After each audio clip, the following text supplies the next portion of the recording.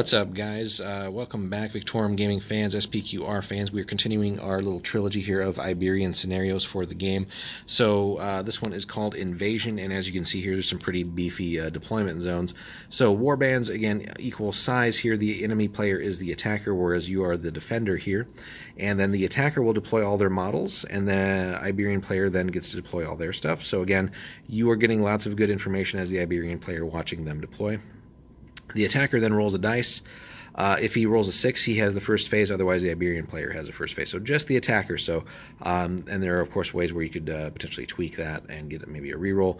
But so by and large, again, you as the Iberian player will, in most games, get to see what the attacker is doing. They have a much smaller deployment area. You get to deploy up to halfway on the board, which is really generous and really will help you dictate things. And ideally, you want to try and keep them bottlenecked into their half of the board just to prevent them from really maneuvering and getting around you. So a good table setup here would be nice. So here they're kind of showing a village with like a little bit of trees and stuff like that, but certainly a little more terrain would probably be cool. And yeah, I mean, really, most instances the attacker's not also going to go first, but that can happen, of course.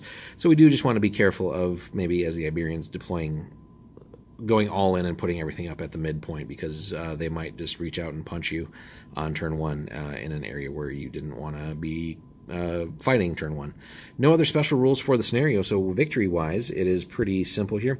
So the Iberian player can claim victory if there are no enemy units outside the enemy deployment zone for a full turn.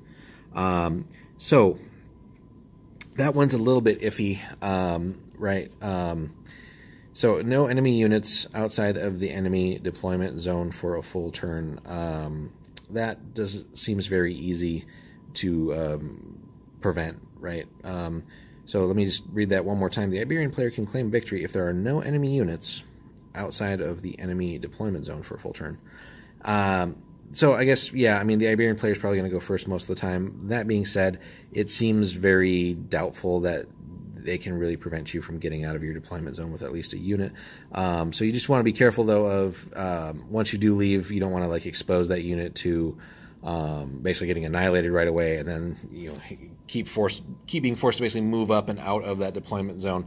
So hopefully you do have something that can at least withstand a little bit of damage. But really, this seems geared towards, I guess, if you are indeed going first as the Iberians, you just want to rush all in, bottleneck them in their deployment zone, and keep them from getting out. Which, with the right kind of list, you could potentially do that, but ideally, there's some terrain that will help mitigate that, and the Iberian player shouldn't necessarily be able to just instantly wipe out anything and everything that you have in your list, depending on what you're playing, of course. Again, a lot of these armies that don't have much in the way of armor or ways to parry things are going to be suffering some casualties and might be running away and into another deployment zone again. But overall, this doesn't seem like necessarily the greatest mission. It just seems easy enough for the quote-unquote attacker to basically get out of their deployment zone.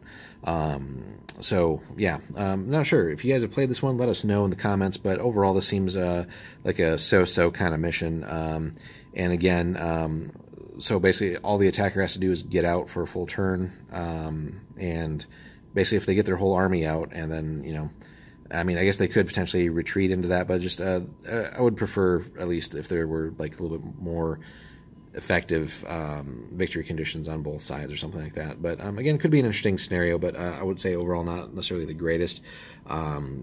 So it works, I guess, but yeah, there's probably other choices I would make here as opposed to trying this one. That being said, depending on my list, and if I knew ahead of time like who my opponent was and what kind of army they're bringing, that might be an interesting gamble. But yeah, overall, like I said, I think a smart opponent will find ways to get out of their deployment zone and find ways to prevent you from pushing them back in or making them retreat back in. But yeah, like I said, it's a decent enough mission, but I would probably change some things or house rule some different things here. But let us know what you guys think in the comments. Subscribe if you haven't already, and thanks so much for checking in, guys. Hope you have a great day, and we'll see you in the next one.